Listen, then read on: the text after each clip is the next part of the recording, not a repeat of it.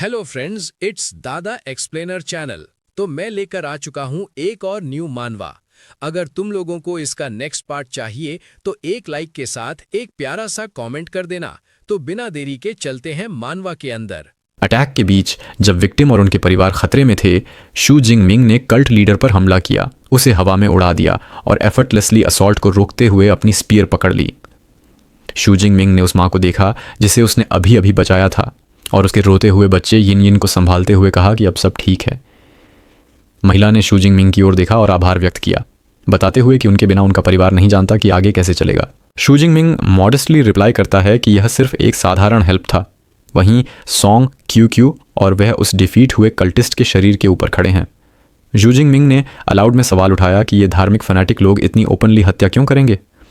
Song Q Q ने भी strange महसूस किया, नोटिंग कि आमतौर पर ये लोग केवल प्रीच करते हैं और वायलेंस का रिजॉर्ट नहीं करते। जू जिंग मिंग का एक्सप्रेशन गंभीर हो गया क्योंकि वह भीड़ में नज़र दौड़ाते हुए सोच रहा था कि क्या यह सिर्फ एक रैंडम एक्ट था या उस आदमी के अनसीन अकॉम्प्लिसेस थे। तभी एक आदमी डार्क हुडेड स्वेटशर्ट में अपने हुड को खींचता है और दूर चला जाता है। बाद में वह एक बड़े एस्टेट के पास पहुंचता है। अंदर जाकर हुडेड आदमी एक शैडोवी फिगर को रिपोर्ट करता है जिसे वह आर्च बिशप कहता है। वह बताता है कि किलर शू जिंग मिंग है, मैजिक सिटी एबिलिटी यूनिवर्सिटी का स्टूडेंट। आर्च बिशप, जिसके हाथ में एक रेड ऑर्ब था, पुष्टि करता है कि क्या वह high rank second year S rank student की बात कर रहा है। सबॉर्डिनेट हाँ में सिर हिलाता है और जोड़ता है कि शू जिंग मिंग ने यह रैंक सिर्फ आधे साल में हासिल किया है। अवेकेंड से सीधे एस रैंक तक पहुंचना अलार्मिंगली फास्ट प्रोग्रेशन है। आर्च बिशप गुस्से में है, जानता है कि ऐसा मॉन्स्टर बड़े प्रॉब्लम बन सकता है। उसने सबॉर्डिनेट को अब के लिए विथड्रॉ करने का आदेश दिया, बताते हुए कि गॉड्स ब्लड जल्द ही डेविल्स केव में दिखाई देगा। उसने सबॉर्डिनेट को 2 गॉड्स ब्लड इंडिकेटर्स दिए और कहा कि वह सब्सटेंस को रिट्रीव करे पर उनकी सेक्ट का नाम यूज़ ना करे। हेवंस मैंडेट सेक्ट के पास क्रिस्टलाइज्ड हार्ट है और आर्च बिशप घोषणा करता है कि 1 महीने में उनकी सेक्ट का मैंडेट रिवील्ड होगा। वह शू जिंग मिंग और अन्य एस रैंक टैलेंट्स को सैक्रिफाइस के लिए तैयार करना चाहता है।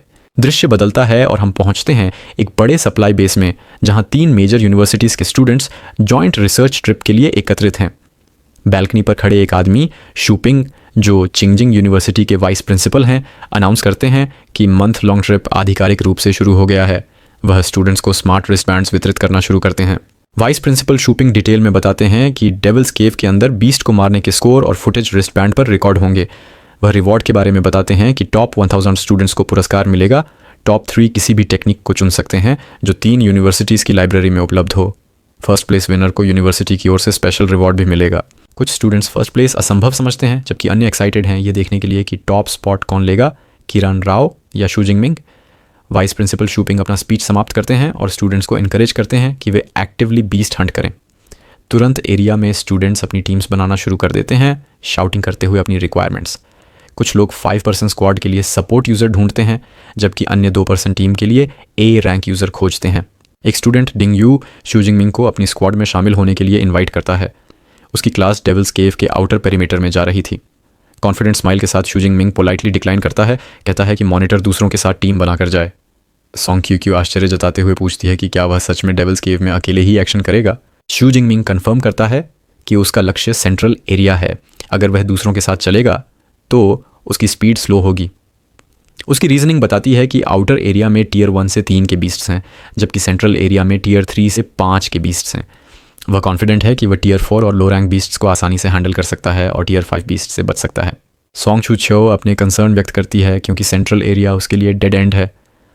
वह शाइली पूछती है कि क्या वह उसके साथ 1-2 दिन यात्रा कर सकती है। शू जिंग मिंग ब्लश करते हुए सहमत हो जाता है और सॉन्ग चू छो खुश होकर एक्सेप्ट करती है। वे तय करते हैं कि साथ चलेंगे।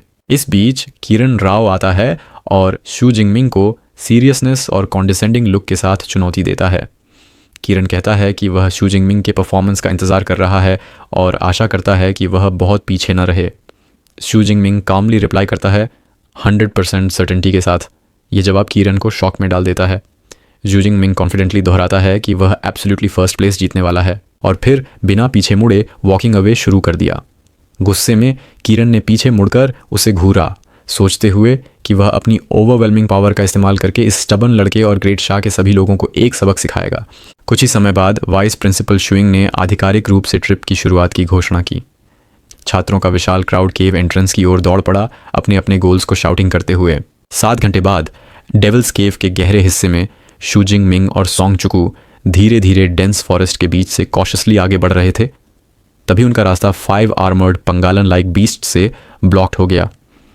सोंग चुकू ने सतर्क करते हुए कहा कि ये टीयर 2 आयरन फर पेंगलिन्स हैं, जिनकी फर ई क्लास अलॉय से भी हार्डर है, इसलिए इन्हें डील करना बहुत मुश्किल है। लेकिन शूजिंग मिंग पूरी तरह काम था। उसने कहा, आई विल हैंडल इट, और बिना हेजिटेशन के रोरिंग आयरन फर पेंगलिन्स की ओर रश कर दिया। बीस्ट्स ने तुरंत प्रतिक्रिया दी और स्पाइकी बॉल्स में कर्ल होकर हाई स्पीड पर उसकी ओर रोल करने लगे। शूजिंग मिंग ने अपनी इनक्रेडिबल स्किल से उनके चार्ज को मीट किया, रोलिंग क्रीचर्स के बीच वीविंग करते हुए एक पर स्पीयर का स्ट्राइक किया। फिर उसने एक पावरफुल स्विंग और प्रिसाइज स्टैब का इस्तेमाल किया, एफर्टलेसली बीस्ट्स को एक एक करके डिफीट करते हुए। सेचुकू, जो किनारे से देख रही थी, पूरी तरह सरप्राइज्ड थी। उसने उनके टेक्निक की मार्वल की, नोटिंग कि हर थ्रस्ट ऑफ हिज स्पीयर सीधे क्रीचर की वीकनेसेस पर जाता है बिना किसी गलती के। उसे समझ में आया कि यह स्किल टेरिफाइंग इंट्यूशन और कॉम्बैट एक्सपीरियंस की मांग करती है। केवल हाई पावर लेवल ही नहीं, बल्कि perfect control over his ability ने भी उसे इंप्रेस किया। एनर्जी को वेस्ट किए बिना शूजिंग मिंग ने बीस्ट्स को एफर्टलेसली मारा। 12 टीयर 2 आयरन फर पेंगलिन्स के कॉर्प्सेस के बीच खड़े होकर शूजिंग मिंग ने अपने गेंस चेक किए। उसने 276 एबिलिटी पॉइंट्स और 1200 पॉइंट्स अपने कंपटीशन स्कोर के लिए हार्वेस्ट किए, जो कि उसने नॉट बैड माना। अपनी स्पीयर को स्टोर करते हुए वह हायर लेवल बीस्ट्स के बारे में सोचने लगा, जो केव के और गहरे हिस्सों में होंगे। उसने कैलकुलेट किया कि इस महीने वह कम से कम 30,000 एबिलिटी पॉइंट्स गेन कर सकता है, और वह सोच रहा था कि क्या यह उसके एबिलिटी लेवल को एसएस तक रेज करने के लिए इनफ होगा। सॉन्जकी उसके पास अप्रोच करती है और ऑफर करती है कि वह कार्केसेस प्रोसेस करने में मदद करे।